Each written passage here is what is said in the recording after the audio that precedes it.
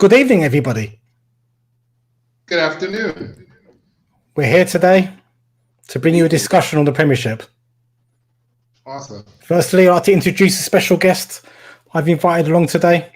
Davey, your internet is terrible, but hopefully you'll be okay as we go on. Mr. Emil, welcome to the Vaya Men channel. Greetings. Thank you for having me on. You're welcome. You're welcome. Just so everyone's aware, Emil is a Liverpool fan, like myself. We've had many emotional moments together. And many separate as well. Yes. Yeah, more separate than together, to be fair. Yeah. But we've commiserated and we've celebrated together. It's a beautiful thing. Emil, just so you are aware, Davey is an Arsenal fan. Nice one. So obviously, I mean, you can show a bit of pity, but don't overdo it on the pity. They're a proud fan base. So, it's important not to, emasculate them too much. Yeah, but remember, we're also realistic. We're not like the other ones from North London that's deluded. We actually admit when we have a bad season, whereas for them, as long as they beat us or they finish above us, to them that is a success. They could be in every cup final and lose it all. As long as they get one over on the Arsenal, don't care how depleted our team is, that's a success for them. I'm surprised they're not going to have a parade. Well, we actually had a similar thing when Everton beat us for the first time at Anfield in 100 years this season. They celebrated like they'd won the Champions League. It was quite embarrassing to watch. I thought they did win it early. I just thought they won it. All bets are off, Where did they finish? 10th. They finished 10th. But see, that's the thing. When it's got small club mentality, where they're not really used to greatness, then anything to them is a success. It's kind of like, you notice, like, when you see, like, like a pet, not that I'm comparing them to pet, but like a pet, you give like a pet, like a string, a cat, like a ball or, a little piece of string, and it's entertained for hours, to them, that's just like, wow, good times. Whereas for someone with intellect, that's just like, oh, it's just a piece of string.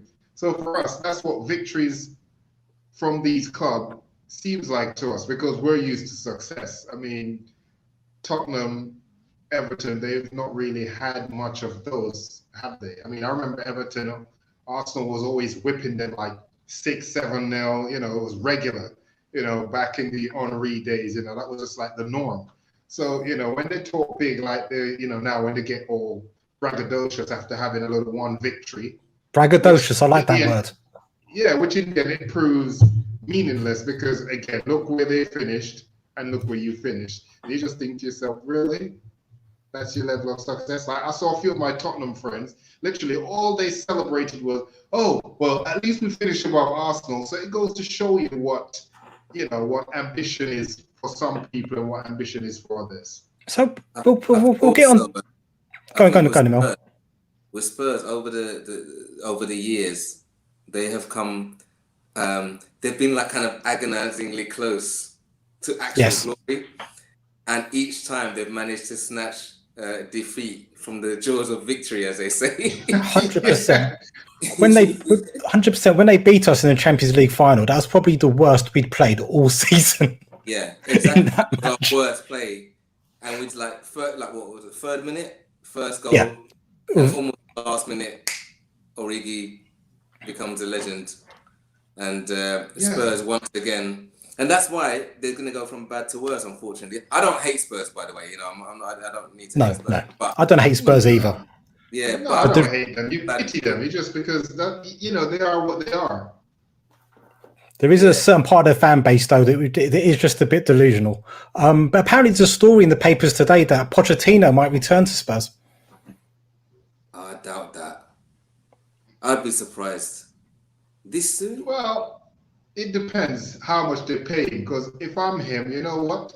As they're a bunch of suckers, I will take all their money. I'll go in there and take all their money. They pay me, I'll go in, because let's face it, to them, as long as they finish above Arsenal or get a victory over Arsenal during the season, whether it be a friendly, whatever it is, whether it be the women's team, the under 16 team. A victory to them is a victory. So as long as that happens, to them, that's a successful season. Let's face it, that is a successful season for them. As long as they actually do that, to them, that is it. That's them winning the World Cup, Balloon d'Or. They're winning everything all in one, literally.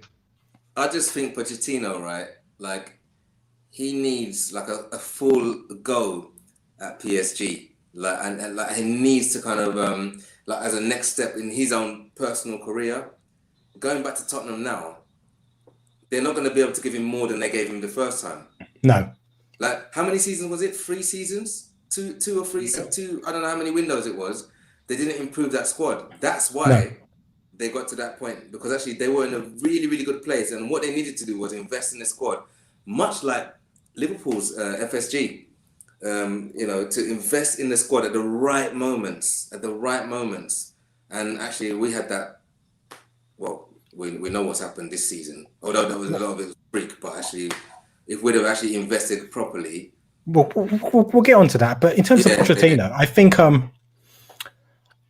PSG didn't win the league with Pochettino in charge this season. Little old Lille won the French league this season. Well, Lille's not a bad team, but also, this guy's coming in, new methods, and I'm not sure like one season, and I'm not sure one season's gonna do. Even PSG, they need to do something a bit more akin to what Man City are doing. Like, go after a coach. That's going to be our coach. Do you know what I mean? And if they keep on chopping and changing, not everyone can do what Chelsea have done. No. Chelsea have managed to have loads of success by doing that formula, but not really. It's not lasting, is it? So. They haven't had that. They had a lot of success because they had the players. The money was invested in a lot of the players. So, I mean, even if you have you or me managing the team, as long as you've got the players there, and usually the team pick itself, because you're going to see who's better and who isn't. And as long as they want to perform as well, which is another key thing, as long as the players want to perform, then they will perform. We've all seen it before when, clubs are losing, they're on a losing streak. And the minute the manager who they're playing has lost the dressing room is gone, they go out their next game and they win. So you heard it here first. Davey thinks they could do a better job than Frank Lampard. Well, put it this way: at the end of the day, right? Chelsea will never be as successful as they was Mourinho back in 2004, 2005. That time. Reason being, Chelsea's no longer the big money boys in the league.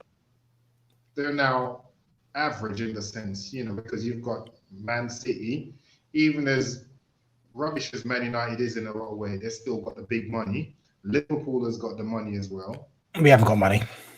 We haven't got money. We haven't got money. We don't know that well. David, I'll tell you why. I'll tell you why you're mistaken in this. With the money. Yeah, because last season, Man City should have and could have been punished under FFP rules, and they weren't. And because of money. Well, exactly because of money. But then what happened after that was, I think after that, Man City and suddenly Chelsea again, who had a few punishments for a few financial bits and bobs here and there, suddenly felt emboldened. They were like, actually, we can start spending money again. And we can start spending it frivolously, and we can do it as much as we want. So again, I think because they never got punished for FFP, I think Chelsea, if Roman Abramovich gets interested again in football, I think he could smash the cash again, not have to worry about FFP, and build another great team. And I think Tuchel's a good manager, and Chelsea do scare me at the bit. Emil, what do you think about Chelsea and Tuchel at the moment? Very worried about Chelsea. Actually, I think that, and this guy, maybe again, PSG is one of those clubs. Again, PSG is one of those clubs you can't just hang your hat on. Do you know what I mean? But I think Chelsea, he might just have landed at the right place at the right time. And with Roman spending that money on those players, like I know people have been like, talking about Werner all season, and actually he's not been as bad. He has kind of been, but when you look at some of the stats, he's not been as bad. You know, I think we'd have loved Werner.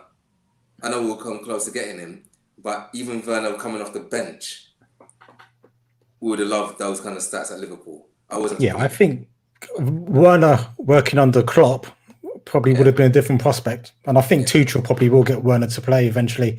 He's already getting Kai Havertz playing. Exactly, yeah. So but let's just as well. Like this guy is like he's a baller. 100%, 100%. They are concerned. I do think Pulisic is a good player. If they could get a decent front three from their immense squad to just stick together and play together, and become a force, I do think they could be. If they actually just get, because I don't know whether it's going to be Werner or not, but if they actually just get a striker, problems. 100%. Yeah, 100%. I do think Chelsea are gone. Also, the way that they're playing now, also defensively, this guy's got them like playing. I know that they can't. I don't know how much longer. What's his name? Thiago Silva is gonna be able to do what he's doing at that level. Yeah. But I think they're in such a good place, Chelsea. Yeah, so do I. I think Chelsea are a worry. But that brings us on to the season as a whole. It's been a weird season without any fans. It's as a Liverpool fan, it's been a weird season. I don't know how it's been for an Arsenal fan, but from what I've read and seen, David, it's not been entirely positive, and there's been a lot of Arteta outs. But Man City as champions, what do you guys think? Deserved champions? I think they ran away with it. Who wants to go first? I think it goes back to like what we said. You know, a lot of it is money. Money plays a big factor in it. Man City has got that kind of budget where they can give the manager of their choice, Pep, enough time, whether it be 1, 2, 3 years, for him to build the team how he wants, and they know it will be successful because they know once they have the manager they want, they know once he identifies the players that he needs, they know the money is not the option. I mean, money is not an issue. They know they can actually go out and splash. The problem with other clubs, i.e. like Arsenal, is we want to compete with these clubs, but we don't want to wait the same time frame like some of these clubs. I mean, let's face it, when Klopp came to Liverpool, he didn't have success immediately.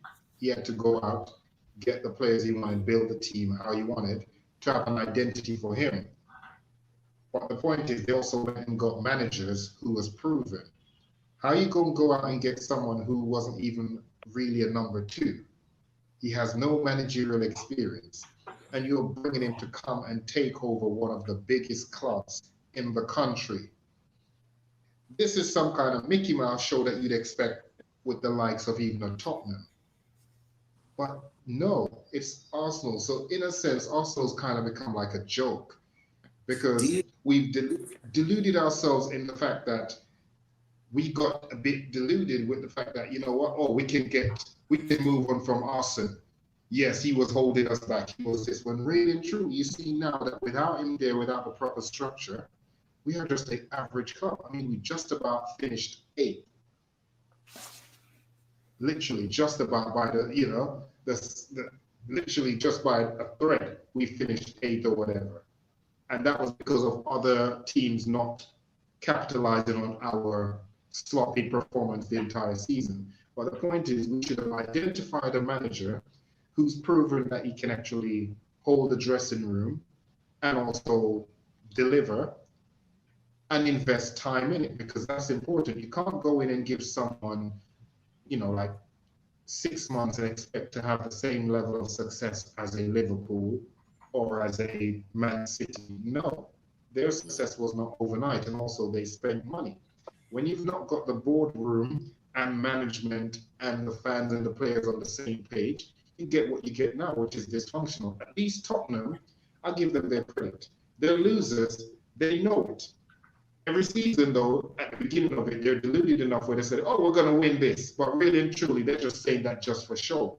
But at the end of the day, they know that their owner is not going to go out and splash no big money on these players. In fact, they know it's the opposite. He's going to sell, the minute a player does good, he's going to sell that player, get the money, spend probably a third of that money on 4 or 5 players that's not really going to deliver, and the rest goes to him. And I think that's the problem that we actually have. Like, you know, we need to actually say, you know, if we really want to be a force like we was before, I mean, it's been what, nearly 20 years since we last won the league? Almost 20 years. It's like 2003 was the last time we won it. 2003, 2004 season.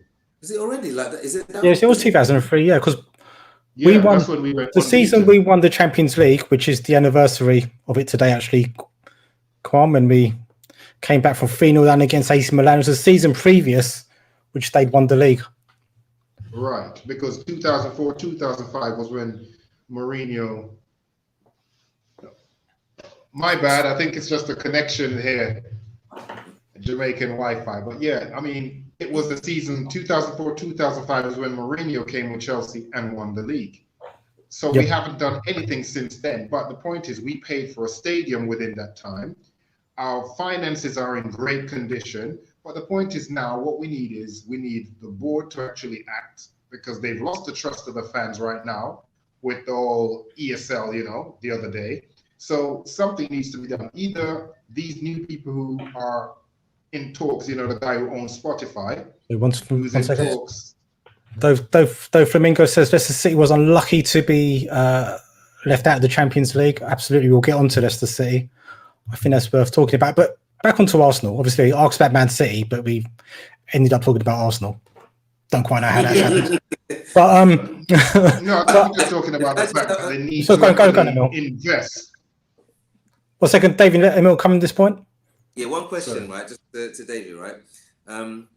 What would you say to someone like Rafa Benitez taking over? Yes, great question. Arsenal. At Arsenal, yeah, I don't know. Reason being, see, that's the issue of Arsenal fans right there. That's the issue of Arsenal fans right there. Well, can I finish my one of point? the top 10 managers in Europe, and Arsenal fans are like, oh, I don't know. He's not ready. He's not ready. Can I finish? Duke, can I finish my point, please, sir? Please, sir. Thank you very much, kind gentlemen. You may do. You've already broken the dress code today, but carry on. Well, the reason why I'm saying I'm not sure is it took a lot of. I think it takes a lot of energy, mental energy, as well as, you know, just physical energy to actually run a club successful the way Rafa did. I think Rafa, what he did when he took you guys to win the Champions League, he was fresh, he was energetic, so he had bright new ideas.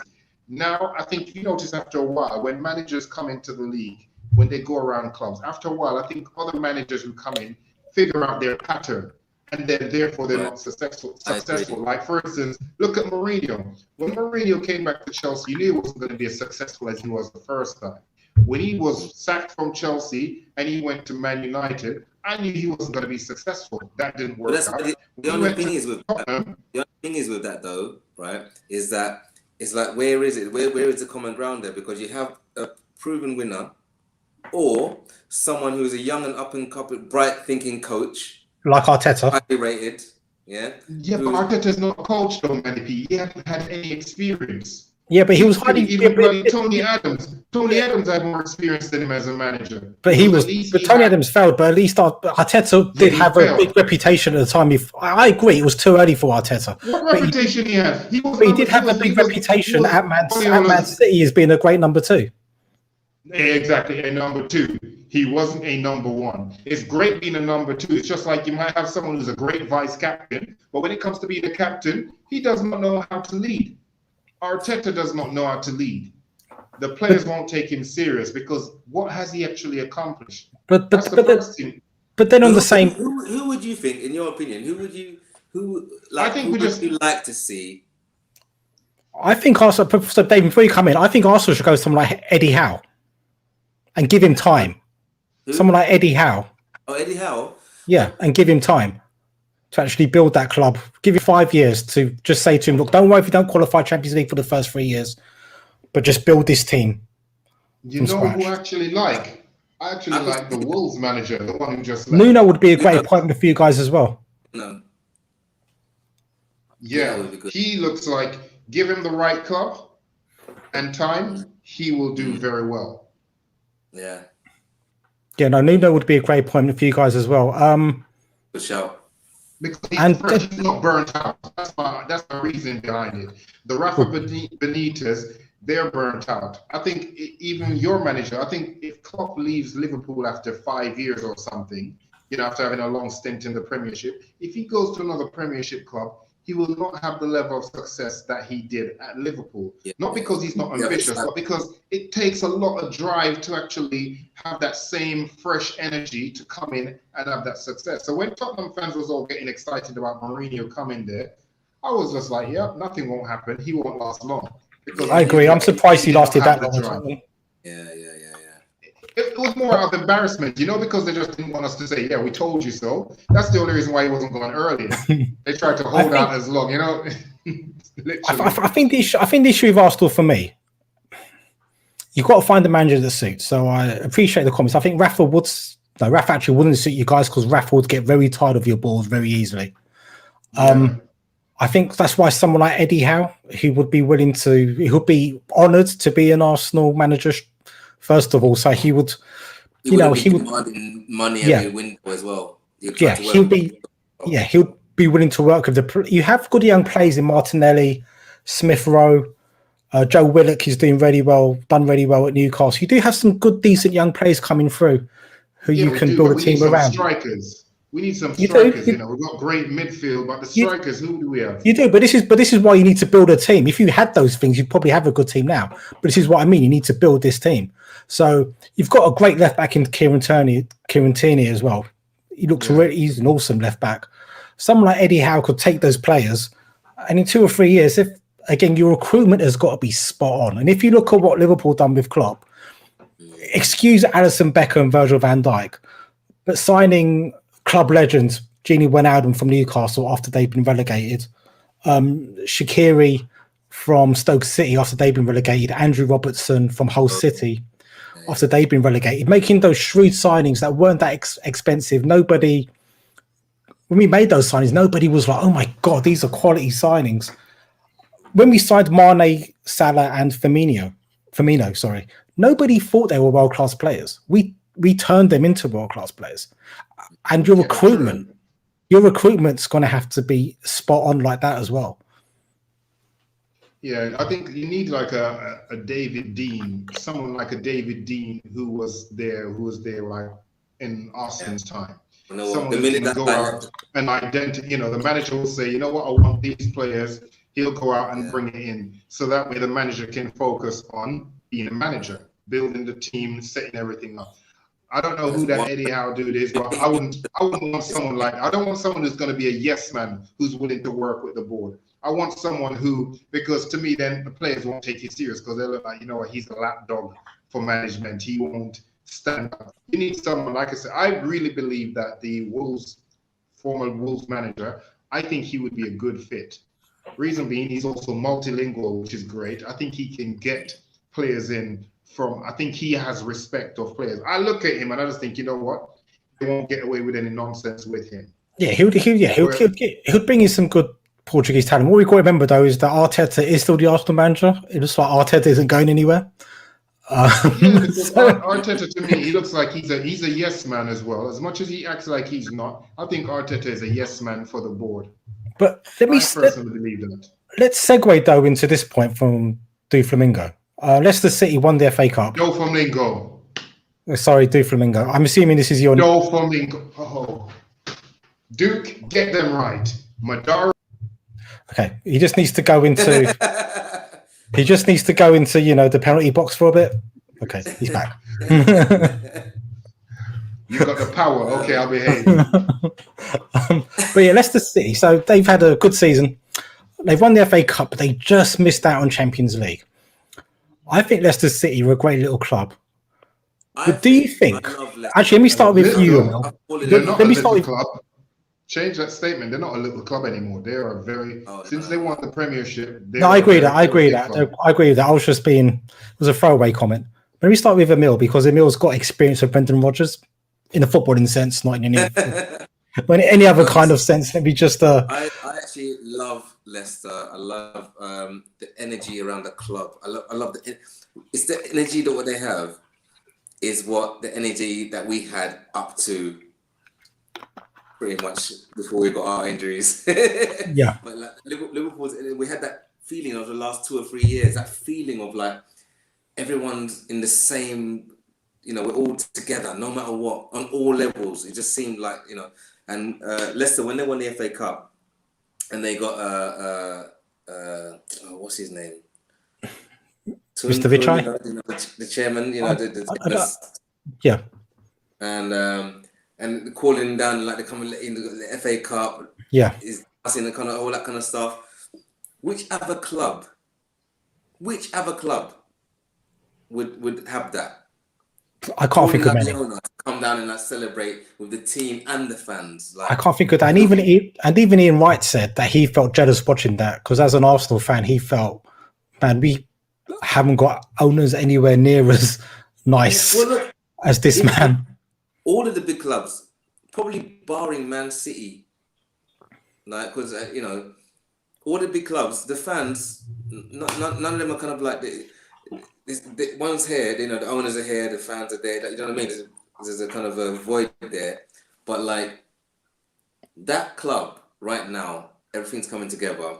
And yes, you know what? I do feel it for Leicester because really, yes, so do I. I wanted Leicester to get it above, Chelsea. It would have been fun. Like I would have been laughing. And my thing was, I wanted Chelsea to lose out on Champions League and then lose the Champions League final this weekend, which would be quite fun because I just don't like Chelsea.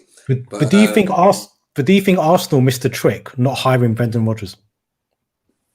No. Yes. Davey, what do you think? I don't think so. Recently, you know why I said no? Liverpool, if you look at it, Liverpool and Arsenal, in the way they conduct themselves, how they play, they have similar attributes, which is why if I wasn't a Arsenal fan, I would have been a Liverpool fan. Yeah. We all make mistakes in life.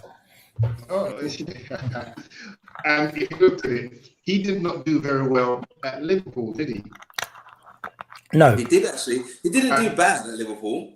Well, you know why he didn't do well? I think because he came in and he tried to stamp his authority too quickly and he wasn't proven. And when you do that, you're going to rub certain players the wrong way.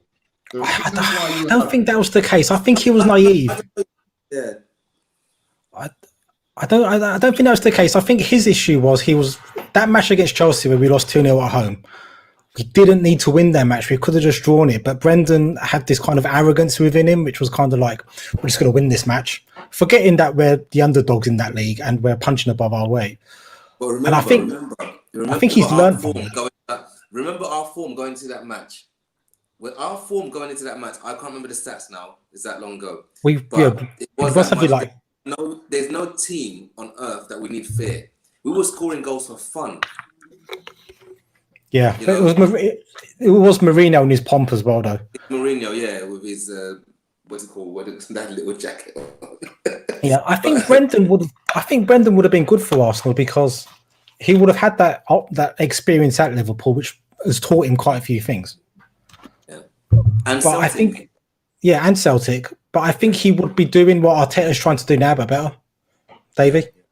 100%. Well, the one who was, remember back in the day, the one who they thought was going to be the successor, and again, I think even though some managers downplay it when the media is hyping them up, I think behind closed doors, they're like, yeah, I'm definitely going to do this, was, what was it, Roberto Martinez?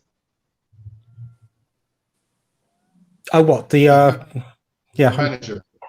You remember when he was actually doing pretty well and like, oh, you know what? He could be the successor for Arsene Wenger because of how his teams is going on.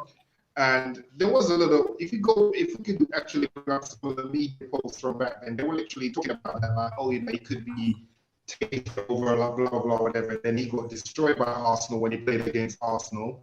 Then he started losing more matches, and then after that, he got the sack, and you just did not hear the end of it. You just didn't hear anything more of him. Yep, sorry, Davey. Dave, your internet's really bad. 1 second. Let me just take you out. You know what? Actually, you know what? I will actually add to this, right? I think Arsenal, at least a couple of years back, Simeone, go for Diego Simeone. Boom. When they go for Arteta, was it last year or the season? I can't remember now. But if they would have gone for Simeone from Atletico, it's obviously now he's just won the league. But yeah. There was a moment where it was looking like he should actually be leaving that club. Yeah, and Simeone, they weren't going to sack him, but he needs to leave and go for a new challenge. And I thought Simeone at Arsenal would have given them the kind of bite, almost like they had. Yeah, the flair, yeah.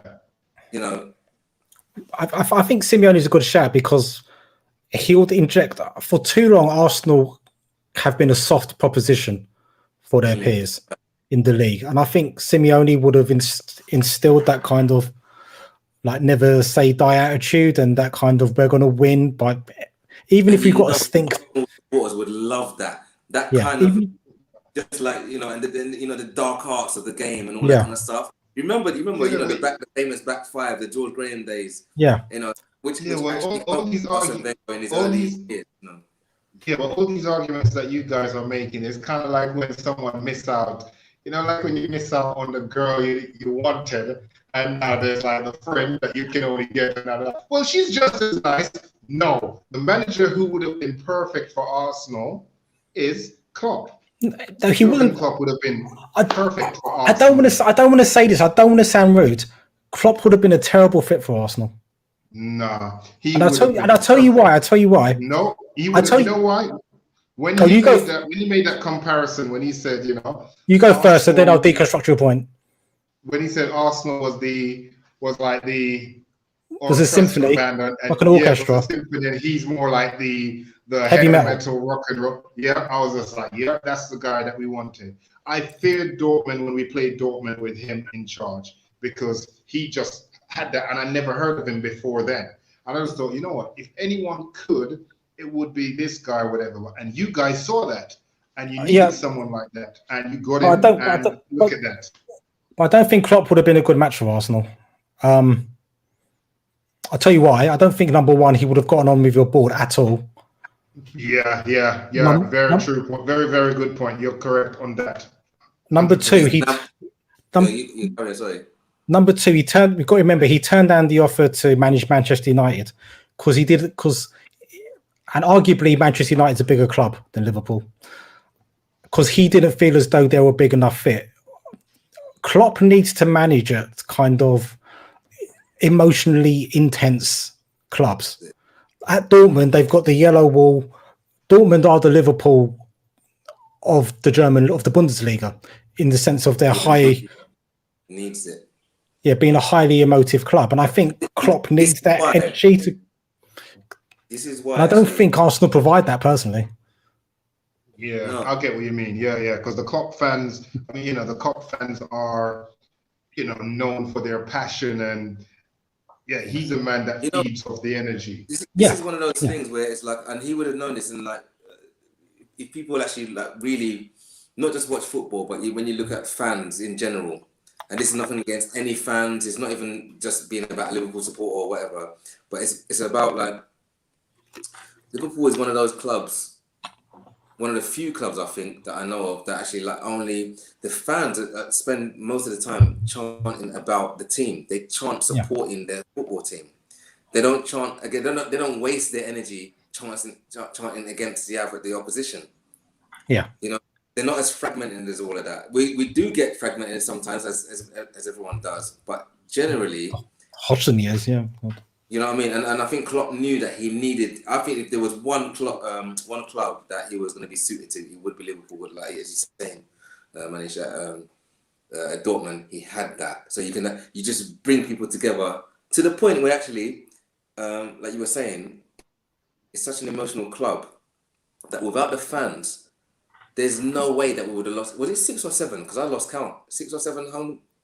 Six in a row. We lost 6 home games in a row. In a row. What world would that happen in? What world is Liverpool Football Club losing? Just not. You know what I mean? So let's talk about Liverpool now, because it's been a bizarre season for us. It's been the injuries we've had have just been shocking. Like, I mean, I think we ran out of centre backs at one point. At one point, we played for. At one point, we played. The two of them had gash, they've got gashes. They could have gone off again. They played Fabinho and Henderson at centre back together at one point. I think what really affected us as well was us not having fans at Anfield. I personally believe that because we do have special fans, I do think they are worth an extra probably 12 points per season. Yeah. With even when City smashed us at Anfield, Pep said when we got that goal back, he said if the cop was there, they would have made that comeback happen somehow. Yeah. So I think next season when the fans are back, I think we'll have a better season. But for me personally, I think this is up there with Klopp's greatest achievements, finishing third, considering the injuries, the various personal traumas. Can I just give out a shout out to Man United as well? I need to give a shout out to Man United because when we played them not so long ago, and Harry was out, Maguire. Mm-hmm. And what was we hearing? All this? Oh, they're missing Harry Maguire. Yeah. But no one mentioned who we've missed. Like basically. Yeah. Actually, let's say the centre backs were missing: Virgil van Dijk. Sorry. Yeah, Virgil van Dijk, Joe Gomez, Joe Matip, Ozan Kabak, and Ben Davies were all injured. 5 centre backs were injured for us. Sorry, who's Ben Davies? I've never even seen him. He's a mythological figure who appears every once in a while. I think so. None of us have seen him like. But Roy Keane made a comment that we'd been bad champions. And I've been meaning to say this for a while. Roy Keane is full of crap. Yeah. Roy Keane, for him to make that comment, was number one absurd because he never looked at the context of what happened to our clubs in terms of injuries, the traumas, the fact that we'd amassed 90 points plus 2 seasons in a row. I think Roy Keane sits on Sky Sports. He makes lots of cool sound bites, but there's actually very little substance behind what he says. And I think he's a minnow compared to Carragher and Neville in terms of punditry. I actually like Roy Keane, right? There you go. I like him as it's almost like the comedy duo of Keane and Richards, right? But I do like Roy Keane, but sometimes, and it's not just Roy Keane that annoys me about this. Actually, it's some of them. It's almost like they forget. They immediately that they sat in the studio in front of cameras, they forget that they were once players. They should be the ones kind of telling the viewers how it actually feels. I don't feel like we're getting that from these former players. They're just getting paid to just make noise, sensationalize stuff. But give us something that's real. Show us something that we may not. We've all played the game to varying degrees, right? But give us something of what it feels like playing in front of 50, 60,000 people every week, or what a referee might be thinking when he makes a decision, or what a manager or what a player might be thinking when he goes in for a certain challenge. Little things, right? It's a bit sanitized. A lot of them don't do that. I think Carragher and Neville, they seem to do it, but even I'm still not satisfied with them either. No, David. Why do you think that is? You know what the reason is? It's like we're speaking about. Remember, I was telling you about the basketball, the former NBA player, I was talking about Kwame Brown, who's now destroying the media in America, literally by storm. And he's talking about things like this. The media, or the higher ups in the media who controls the narrative, will obviously bring, pundits on for particular reasons. So they may bring you on, your job is to always, don't care how great, say Liverpool is done, Your job is to come on there and find any kind of fault and hone in on that fault, and literally that will be your entirety of your whole argument is going to be around that. So I think what happens is someone like, to a certain extent, even though you may not agree with a Roy Keane, I think Roy Keane is more like a wild card, because Roy Keane, technically, he doesn't really need the money. He doesn't need to be doing that. He's a successful former player. So therefore, he can come out. Well, some of them do. We don't know what some of these guys are and why they, some of them still want to be in the limelight. So therefore, for them to secure that job or secure a regular spot on that show, if their role is to come on there and talk bad, don't care how great a particular team is. And if you look at it, you'll see, if you tend to watch some of them, there's a certain pattern with some where they always just tend to focus on negativity of certain things or certain teams.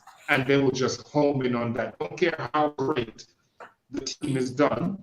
Their job is to focus on that. Even when their argument is completely absurd, they will do that. And it's not because, some of them maybe because they also don't know what they're talking about, but some of them is also because that's what they drum into them. Your job is to go on there and do this. They kind of like a good cop, bad cop type of thing. Yeah. You kind of Mel? Yeah, I was just saying, like, it gets everyone talking about it, what they've said. When actually, what a lot of times got nothing to do with actually what was going on, nothing to do with the context. Yeah, I've always felt it's interesting that someone like Stan Collymore's never been a pundit, because he's very outspoken, and I think he's too outspoken for the establishment. Can't be controlled. So you don't want someone like that. Yeah. So just a comment from the lovely Iman, who Big ups. That's Emil's sister, by the way, Davey. Iman says, agreed regarding media manipulation. I remember Ian Wright saying something about them trying to make him play a particular role as a pundit. They had to step away after a while as a result. Yeah, absolutely. And that's the main thing, and I think that's what also, because they know that the message what they're putting out will alter people's perception of it. So don't care how great someone may have done, the fact that they're saying, oh, but look, he missed that pass, and because of that, that led to that red card, that led to this, that led to that. Clear example was, remember when Rooney got sent off for what he'd done in Portugal in that, was it the European Championship? And they didn't want to focus on what Rooney done. Their whole argument by the media was, oh, winker, Ronaldo winked. He winked, he got him sent off. Never mind what Rooney done. It was the wink that was the biggest crime of the century. And this guy was made to be a hate figure. They were burning effigies of him. They were doing all sorts of stuff. And he wasn't even the one that did anything, because he winked. He was the one that cost England the World Cup and did that. So you've got the media who actually does tend to have a particular role what they play in actually altering the perception of how people see things. So then they'll bring people like that. They won't bring a Stan Collymore on, someone who's a bit of a Jimmy Floyd Hasselbank, like we're talking about, Manipy. Someone who's a bit of a straight shooter who can't be controlled, who won't play by your rules. So what they'll do, they'll go out and they'll find these glad, happy yes men who they'll bring on, who will, like, what's that one? Oh my God, he used to play for Tottenham. He's on BBC. He does like Match of the Day 2 or something. Jermaine Dennis. Yes. Oh my God. Him being a pundit, I just think to myself, bro, you was a below average player. I wouldn't even say he was an average player. I'd pick Robbie Savage over him. And yet still he's always got so much, he's got so much to say. And I'm thinking, who are you to be criticizing these players? But because he fits that role. They bring him on to do that particular job, and he'll come on and he'll actually do it. Look at Martin Keown. I think he's a really good pundit, and I never thought he didn't seem that way based on how he played it out, Well, I thought he would be so intelligent, and when you hear him speak. I'm just surprised Martin Keown can speak English whenever I hear him. Yeah, exactly. As a pundit. I was shocked when I heard him actually put sentences together. I was just expecting the Neanderthal grunts personally, but one thing I will say about. I'm talking about my former player like that. Well, one thing I will say about punditry is that I do, and I said this, I think, in the last one we've done about the European Super League, is that football is a reflection of society. So the same way when we're watching the news and we see things aren't really being reported the way they should be, and it's following a certain agenda, I do think, unfortunately, football punditry sometimes also follows that narrative. Yeah, Kwame, do you want to comment on that?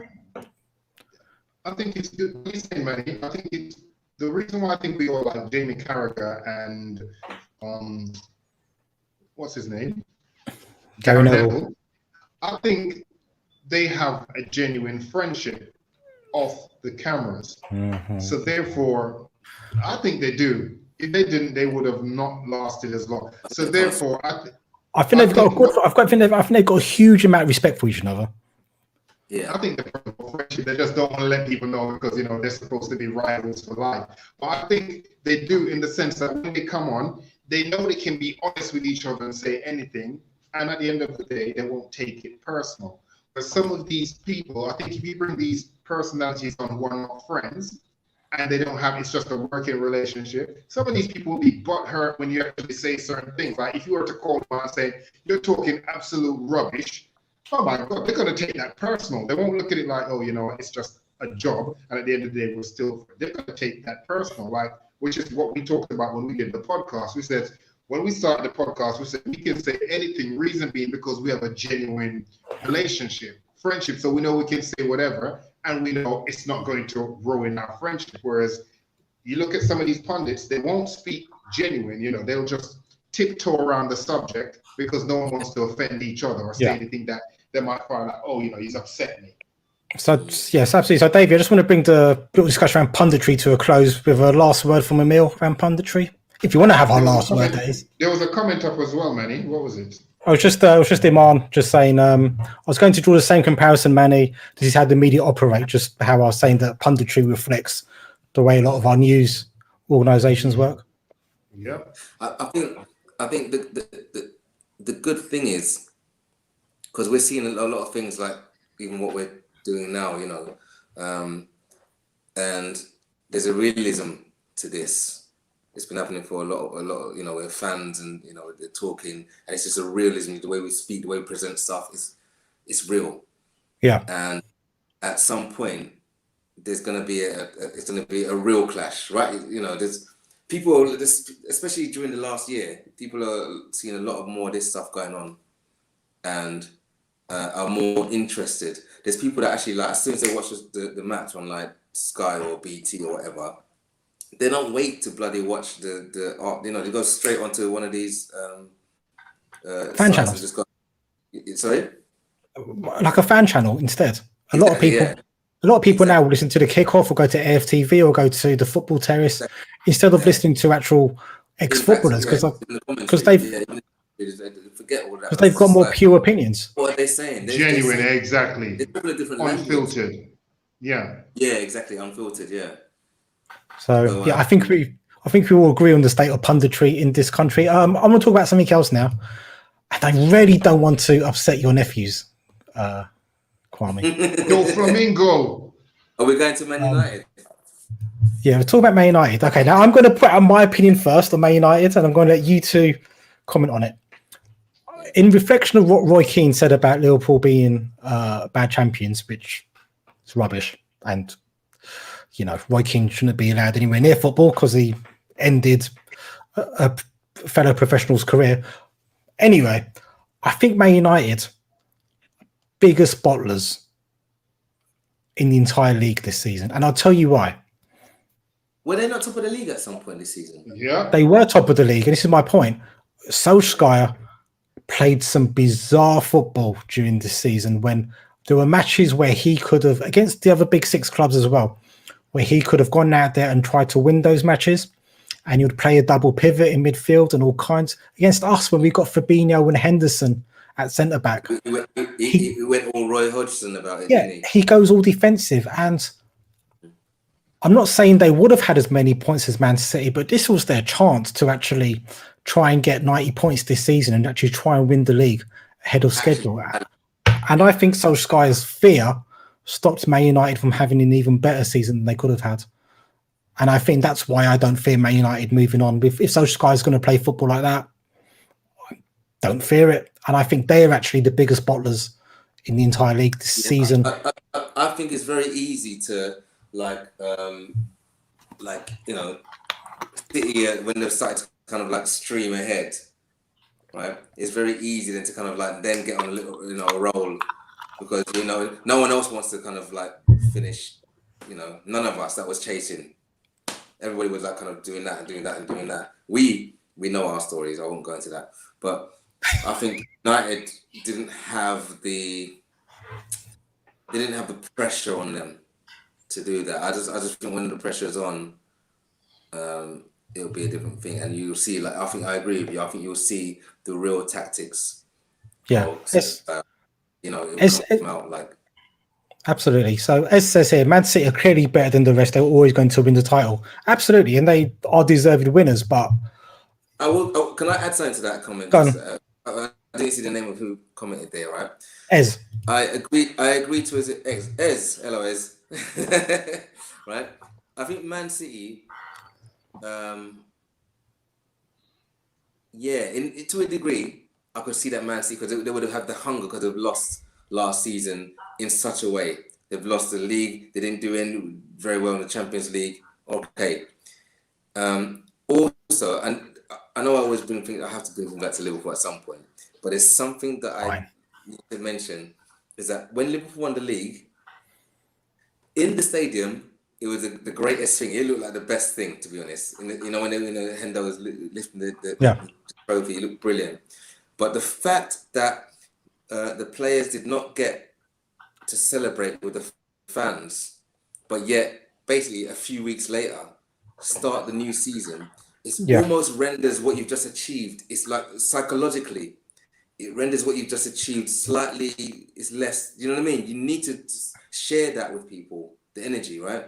It's like getting married but not being able to consummate the marriage on the wedding night. Do you know what I mean? Right, exactly. So it's like one of those things where I think that there would have been a great. I don't think it would have been a cut and dry as Man City winning the league this season. Yes, they would have been hungry, but I think Liverpool were just as hungry. The players would have been just as hungry.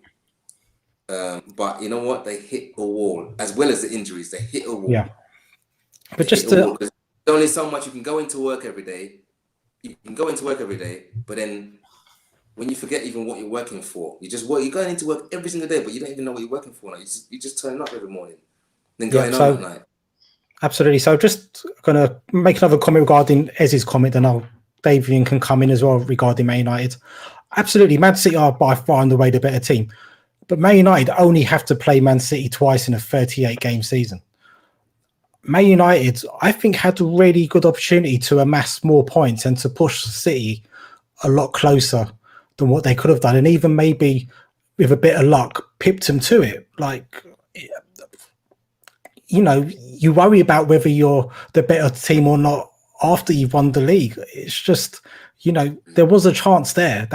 Man City finished on 86 points this season compared to the 98, 99 points they've previously finished on. This was a really good chance for Man United to win the league ahead of schedule, and I think Solskjaer bowled it. And another thing, they done bizarre things like play a double pivot against Sheffield United, which was just, and then they don't get the maximum points. It was just bizarre. Davian, if you've got an opinion on Man United.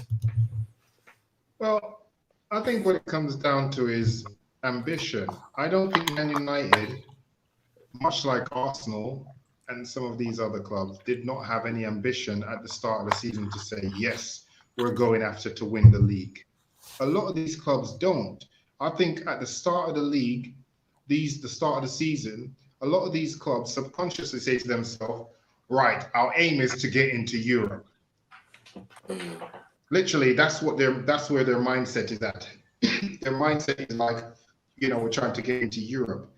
Back in the day, when it used to be the Arsenal Man United rivalry for the league, like in the late 90s, early 2000s, from the first match of the season, you could tell they were going after the championship. If they lost their first match, it was literally like it was the end of the world. You lost two matches, it's like a crisis. Now with these clubs, If they lose 2, 3, 4, 5, 6, 7 matches on the trot, it's nothing to them, literally. Like, they're still just doing the same old thing, whatever, because they didn't have the hunger.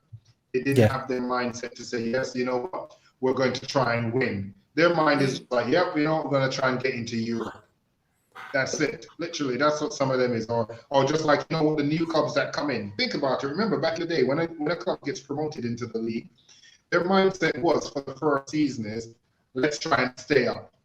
They never once thought to themselves, let's try and win the league. Their mindset was, let's try and stay up in the league. Let's not get relegated.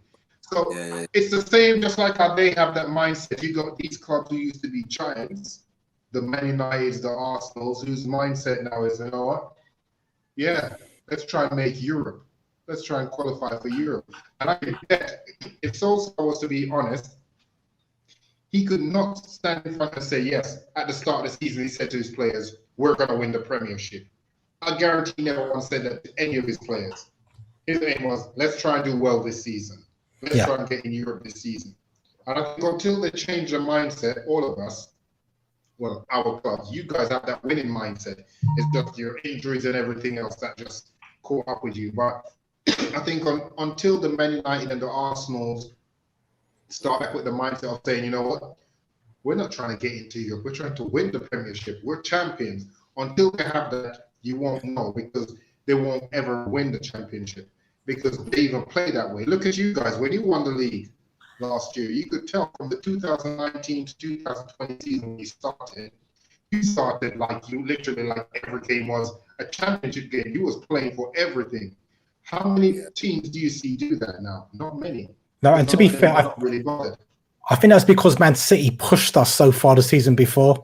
We were like, we can't. We have to start perfect.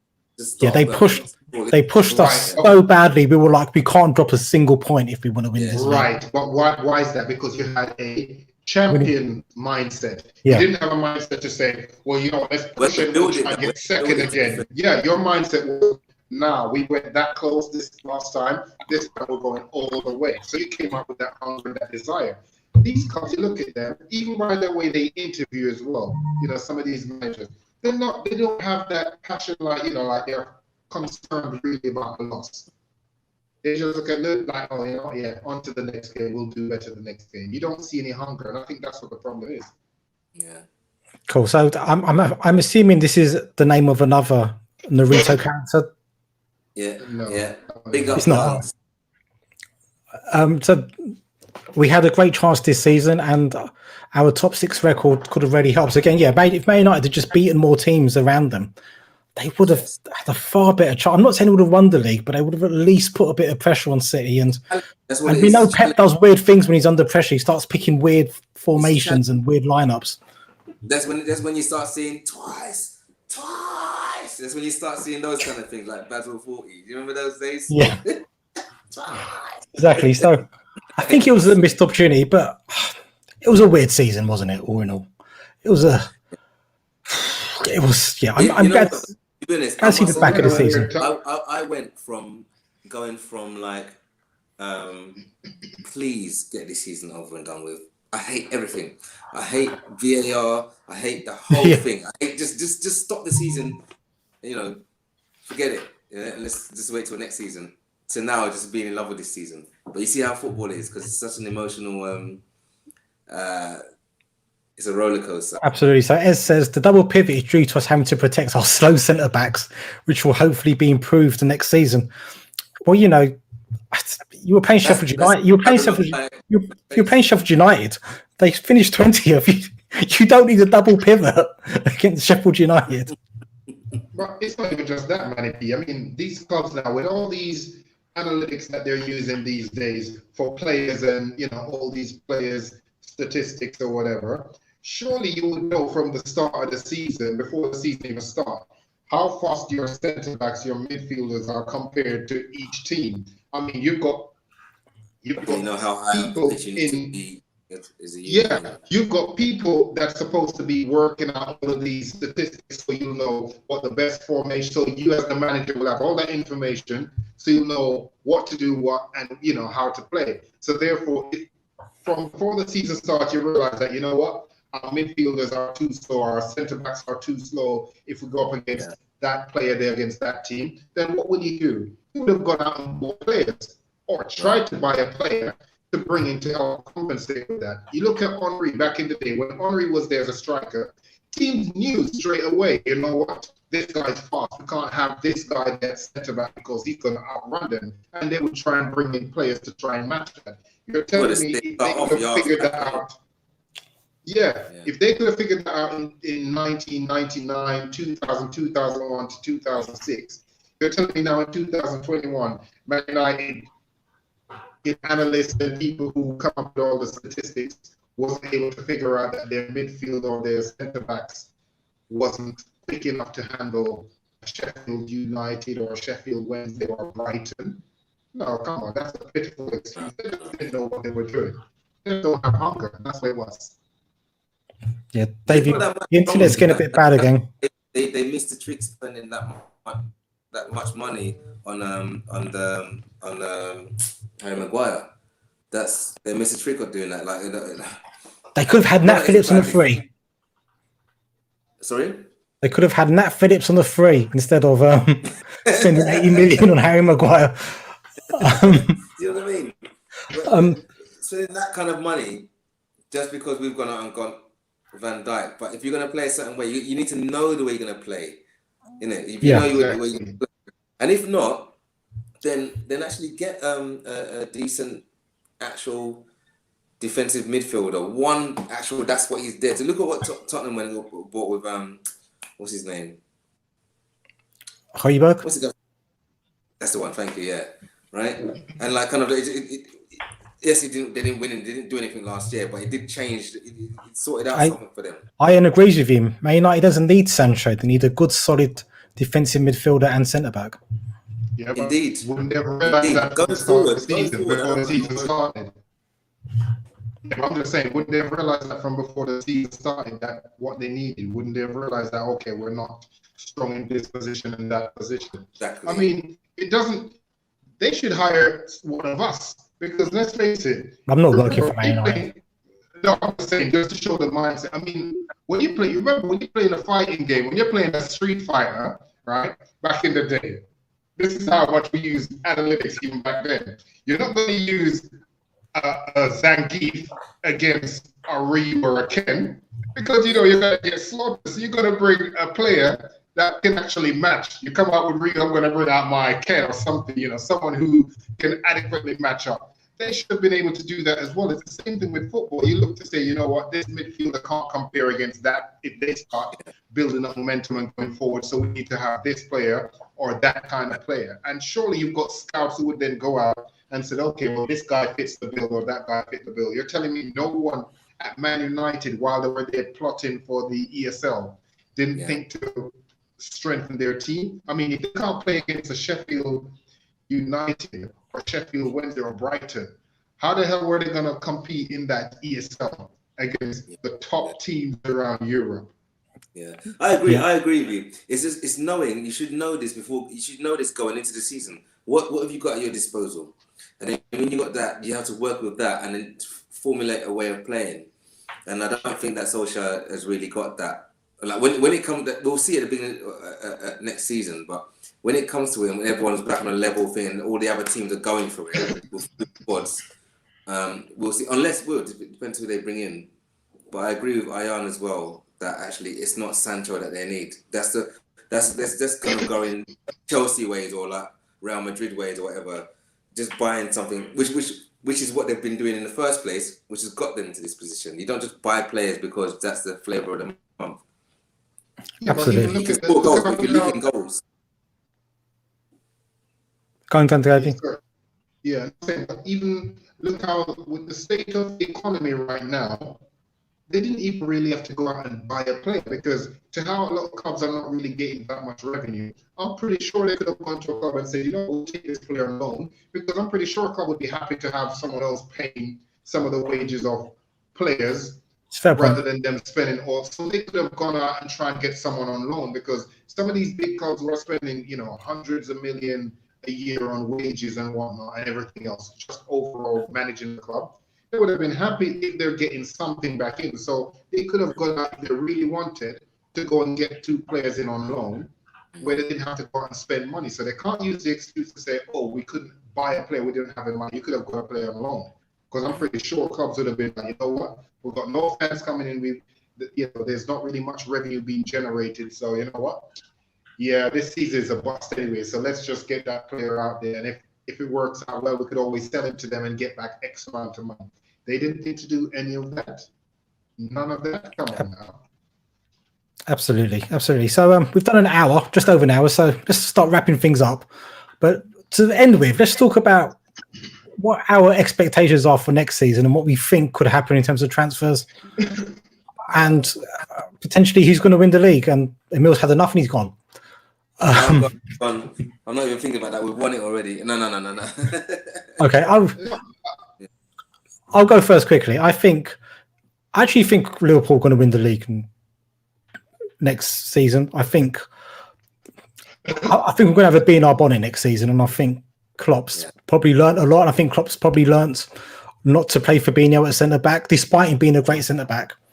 We don't lose matches that often when he plays centre midfield, and I think had we done that a bit more, I think we would have probably picked up a lot more points. Even I got nervous when Fabinho was in centre midfield and we were playing 2 kids at centre back. It's fine. And apparently Konate's going to be confirmed today or tomorrow. It's a good centre back signing. You know what? I haven't had time to actually really catch up. I've been so busy since yesterday. Okay, so Ibrahim Konate's. So according to Fabrizio Romano, Konate's going to be confirmed today or tomorrow. Kabak is not going to be signed by us, which I feel quite sorry for the lad. I thought he was decent, actually. So did I. I could see, and the priority's going to be maybe 2 more players, a midfielder and maybe an attacker if the right one comes along. I'm happy with that. In all fairness, before we go back onto Liverpool, Davey, what do you think about Arsenal? What do you think about their prospects next season and potential signings?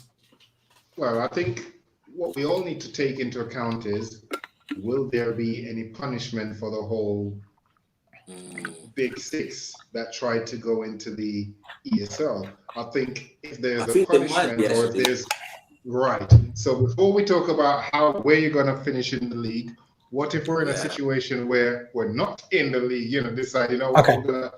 So this is what I understand.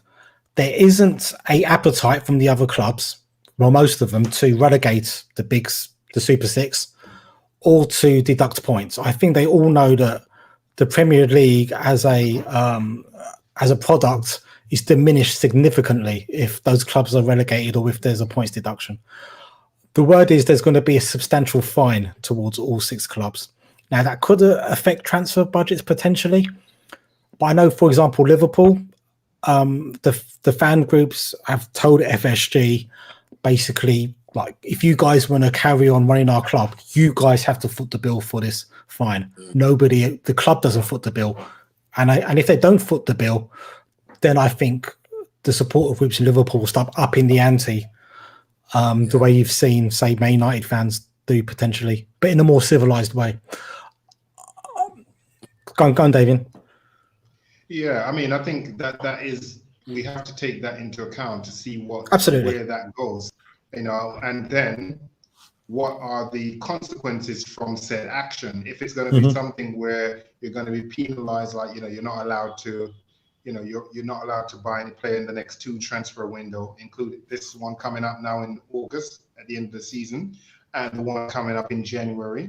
So then that will also have an impact on what could possibly happen, where teams could actually finish, especially these 6 or whatever. So I'm not going to make any prediction. I think my thing is, I'm just going to wait to see what the fallout and the consequences are from that. I think what we can do, I think before the season starts, I think we should do another podcast about that. Absolutely. Because hopefully by then there would have been, that would have been resolved. Whatever happens, whatever's going to happen would have been. So then we'll be able to speak more on that, and then we can give a realistic,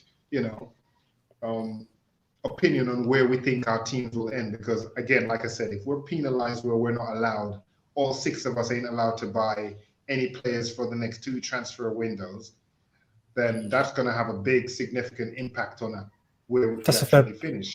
That's a fair point. That's a fair point. Hopefully, you'll be back in the country as well. And your internet will be a lot better. Oh yeah, I definitely will be back. Internet will be better. Laptop will be up and on. Yeah. So Iman says, good point. Iman says, what would you suggest as a suitable punishment? Is a fine enough? Will the owners even feel the pinch? That's a great point. Like, I mean, we done a podcast about this at the time. And at the time, I was very like, we have to get punished. We have to, I was like whipping myself on the back, like a good Catholic, Relegate us. But, it's unfortunate, but the appetite for punishment, I think, has died down a bit. Yeah, no, but also, here's the thing, right? Because we have to be careful because all these things, it's not like UEFA's not on anybody's, not on no fans' side about this. No, like, 100%. Oh yeah, we spoke about that on our podcast where we said they basically was whipping up the fans to help them do their dirty work, which is to help get rid of another enemy, a threat to them, because that's what the EPL was. It was a threat to them. Yeah. And even so, at the same time, I know this is old news now, but obviously they're bringing in new stuff that is not needed at all. That's actually going to make the product worse, to be fair. Yeah. Maybe that's another day. But yeah, 100%. Sorry, Kwame, before you. Sorry, Kwame. Iron says my vote is on Man City winning the league again. Their defense is which was their one weakness, is gone with Diaz and John Stones having the season of his life. Absolutely, Man City. Yeah, we're going to have Liverpool will have to finish higher than. But you know if what? we finish first, Man City will be a close second. It comes down to hunger as well. When you haven't won something, it's like a tit for tat thing that's going to happen with Man City over the next few years. Liverpool, Man City. Yeah. Unless one of the others come and breaks that, it will be Liverpool, Man City, because when one wins it, the other one's going to say, "Hold a minute, no." And but it goes back to what I was saying about managers. If your manager and the club don't have that hunger and that desire, that ambition to be successful, they don't care whether or not you're not successful. Look at so many of these players that never had any kind of success at their clubs, and yet they still feel like they're champ. They still go around like they're superstars because they know regardless of whatever happens, they're still getting the big money. They're still doing all of that or whatever. So it also depends on the hunger. Management plays a big part. Yeah. And it does come from the upper levels as well. They bring in the manager through to the coaching staff, bring it through to the team. Absolutely. So Kwame, what have you got any predictions? I know we're going to do another round of this when we've actually had our transfers finalised, or maybe our punishments meted out to us. But at the moment, predictions as in what, transfers? Yeah, like what? Yeah. So let's maybe not do predictions for the league, but if you could make any transfers, for realistic transfers for Liverpool, obviously, like suggesting that we sign Pele from 50 years ago in a time machine, it's not really feasible. Bring it back. No, you know what? I'm actually someone I trust. I just trust our scouting and our. So do I. Yeah. Over the last 3 or 4 years, I've got no complaints. I know I'm not one of these. Buy Holland, buy Sancho, buy. It's not Football Manager. No. I mean, I trust that actually, like you said earlier on, go and get a Wijnaldum from Newcastle again, or one of those players that's just cool. Yeah. They're talking about Bissouma from Brighton. Do you know what I mean? Rafinha from Leeds, Neto from Wolves. There's loads of players. They don't have to be, they don't have to all be superstars. One or two, maybe once in a while. We make superstars. So I'm cool with that. Really, I'm not really like I believe in us, in our people to do that.